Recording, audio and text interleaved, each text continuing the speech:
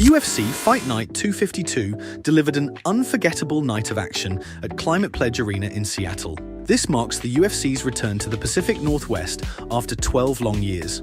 And what a return it was. We saw a controversial main event that ticked off the Twitter gurus, an underdog getting the last laugh in a grappling chess match, and a knockout so brutal it could be a horror movie jump scare. If you missed it, you missed out. Our main event was a fight that had everything: speed, power, and an expert display of finger strength. This wasn't just any fight, it was a battle between the young powerhouse looking to cement his legacy and a former double champ trying to prove he's still got it.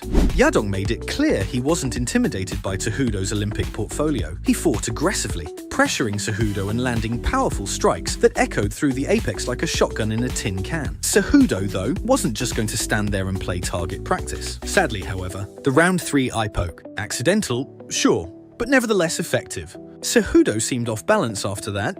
Yadong didn't waste time exploiting the opening.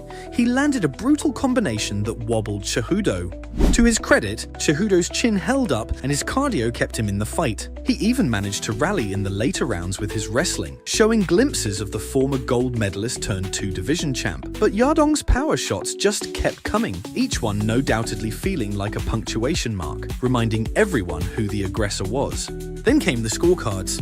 Yeesh. The fight was close. Too close for comfort, and definitely too close for the Twitter stans. It went to a split decision in favor of Yadong. 2 judges scored it for him, while only 1 gave it to Cejudo. Some saw it as a robbery, others as a passing of the torch. One thing is for sure, is it time for retirement? And as for Yadong, has he arrived as the new face of the bantamweight division?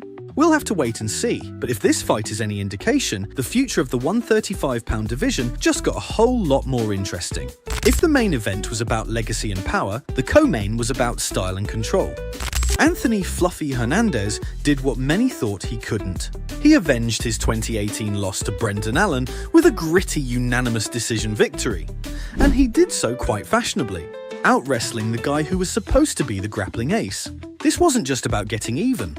Hernandez broke Chris Weidman's record for the most successful takedowns in UFC middleweight history.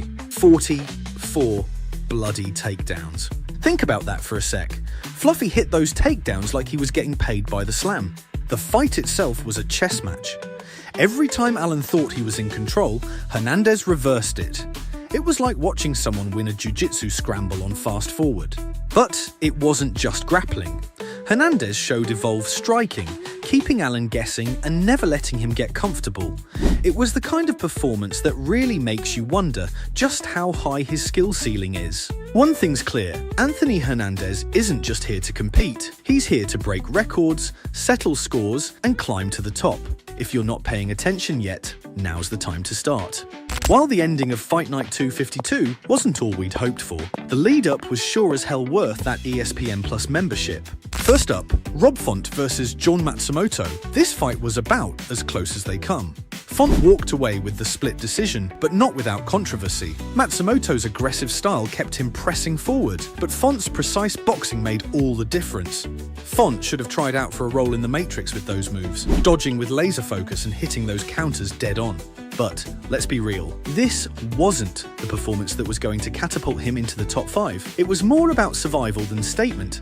Still, Font stays relevant enough in the bantamweight division, but if he really wants that title, he's gonna have to bring it up a notch. Did you agree with the judges? Drop your take in the comments, because MMA Twitter is going wild on this one. Next up, Gene Silva versus Melsik Bagdasaryan, and Silva did not disappoint. First round TKO, he dismantled Melsik like he was playing UFC 5 on easy mode. Silva's now 4-0 in the UFC, and at this point, calling him a rising star would be an understatement. This dude is a problem in the featherweight division, and with his finishing power, he's becoming pay-per-view worthy for fight fans. Mark my words, he's going to crack the top 15 very soon. Lastly, we go to Alonzo Menefield versus Julius Walker. Split decision again. But this one was more controversial than a John Jones livestream. Menefield's power punches gained him some respect, but Walker's grappling was on point. This was about as close as they come, and let's just say the fans weren't shy about this one. It was enough to earn Fight of the Night honors, and to be fair, it could have gone either way, but Menefield keeps his momentum going, even if just barely. Was this a robbery, or did the judges get it right? You tell me. because this fight was closer than the neighbor's Wi-Fi signal with the weird name.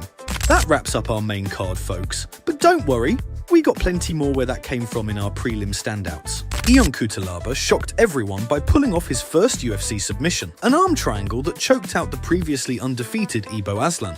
Who knew Cutelaba had that in his bag? Then came the upset of the night. Melquizael Costa, as a massive underdog, caught Andre Fili slipping and locked in a first-round guillotine. That's how you crash a win streak, folks.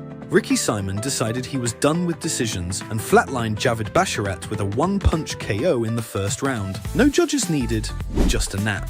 And in the wildest twist, Austin Vanderford stepped in on 4 days' notice and destroyed Nikolai Veretennikov with relentless ground and pound, earning himself a $50,000 performance bonus, from replacement to show stealer. These fights were absolute madness. If our main card was the feast, the prelims were a loaded appetizer.